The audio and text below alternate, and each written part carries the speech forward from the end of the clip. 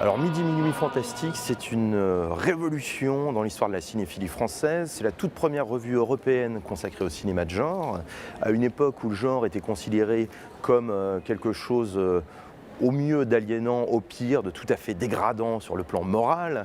Il faut voir qu'à la fin des années 50, c'est le moment de l'émergence des films de la Hammer sur les écrans, notamment français, mais sur les écrans du monde en général. Et à l'époque de la sortie du Cauchemar de Dracula, par exemple, on pouvait lire dans l'ancêtre de Télérama, qui s'appelait à l'époque Radio Cinéma Télévision, ce film va créer des générations de détraqués, de pervers. C'est un attentat caractérisé à la dignité du public.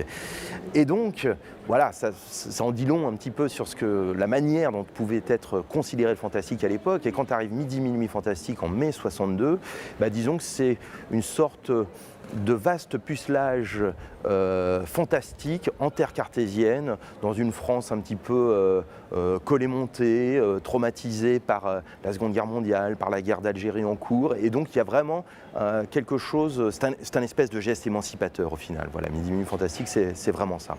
Alors la naissance de la revue en tant que telle, c'est la revue née de la rencontre de deux personnes, Michel Caen et Alain Lebris, qui ont grandi ensemble à Saint-Mandé à côté de Paris et qui en 1962 sont étudiants en fac de médecine, sauf qu'ils passent plus de temps dans les salles de quartier parisiennes que dans les cours de la Sorbonne et de la fac de médecine, etc.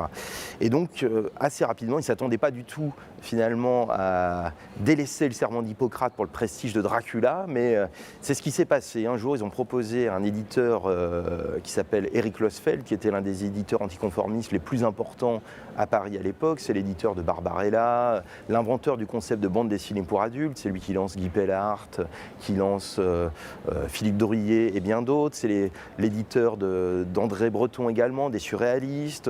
Il a publié nombre de textes érotiques, ceux d'Emmanuel Arsan qui ont donné par la suite le fameux film Emmanuel dans les années 70. Bref, un éditeur tout à fait important. Michel Caen lui propose l'idée d'abord d'un livre, en fait, un spécial Terence Fisher, spécial Hammer, donc. Et Losfeld lui répond du tac au tac, formidable, mais pourquoi pas une revue? Là, Michel Caen sent une occasion en or se présenter à lui et il lui répond oui, une revue, bien sûr, on a des sommaires pour 10 numéros. Ce qui n'était absolument pas le cas, mais il fallait y aller. Et donc, du coup, Losfeld leur dit pas de problème, on lance cette revue. Par contre, il faudrait que vous alliez voir deux personnes qui pourraient être très utiles pour ce projet. Ces deux personnes, c'était Jean Boulet et Jean-Claude Romer. Jean Boulet, c'était une espèce de figure marginale tout à fait importante dans les années 40-50 pour la défense du genre. C'était l'une des seules personnes à avoir vu les films d'horreur des années 30, les films Universal, Dracula, Frankenstein, produits et réalisés par Todd Browning, James Whale, avec Lugosi, Karloff, etc. L'une des seules personnes à avoir vu ces films, à s'en souvenir et à écrire dessus dans les années 50. Sauf que c'était quelqu'un qui fantasmait beaucoup les films qu'il avait vus et qui est allé jusqu'à réinventer des scènes tout droit sorties de son imaginaire. Alors, si bien que par exemple le Masque d'or décrit par Jean Boulet, ça donnait lieu à des descriptions de scènes d'orgies sadomasochistes délirantes avec des jeunes effets nus emperlousés offerts à des caïmans. Bon, c'est absolument pas dans le film, mais voilà, Jean Boulet avait fait rêver des générations de cinéphiles avec ses textes délirants sur les films d'horreur des années 30. Donc ces deux-là se retrouvent embarqués dans le projet Midi Minuit. Et l'équipe vraiment clé, ce sont ces quatre noms-là, Jean Boulet, Michel Caen, Alain Lebris, Jean-Claude Romer. Et à partir de là, vont s'agréger d'autres personnalités. Et c'est ce qui fait vraiment la singularité de cette revue. C'est-à-dire qu'au cours des années 60, il y a des gens aussi divers que des surréalistes comme Demandiard, comme Félix Labis qui écrivent dedans. Il y a des gens comme Roland Topor. Plus tard, il y aura Eugène Ionesco qui fera des critiques de films pour Midi Minuit. Mais il y aura aussi Boris Vian.